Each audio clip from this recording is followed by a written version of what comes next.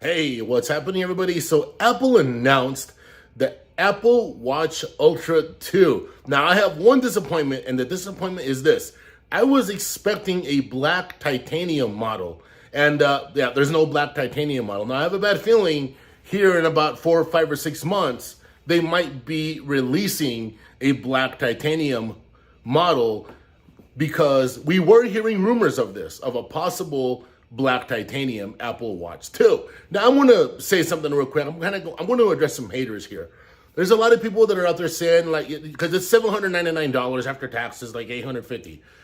There's a lot of people saying that's too expensive.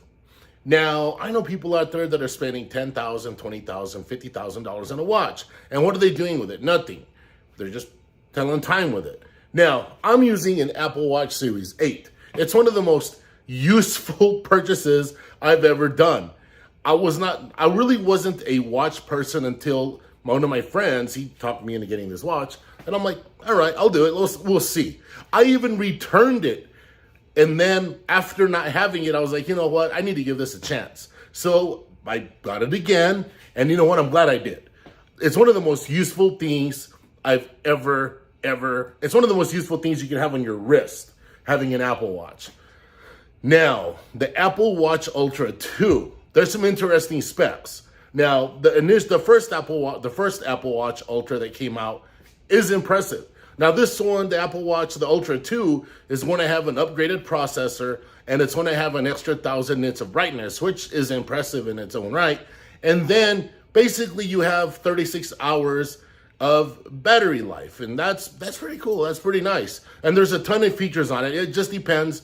You really don't even need to be an outdoors person to get everything out of a watch like that. Because look, even if you're just like a regular person around the house, and you're like with my Apple Watch here, yeah, I've banged it against doors, and I've been doing projects, and I don't have it with me in here. I even have a special case for it from Subcase. It's like an armor case that I use for this periodically if I knew I want to be doing something a little more rugged and rough.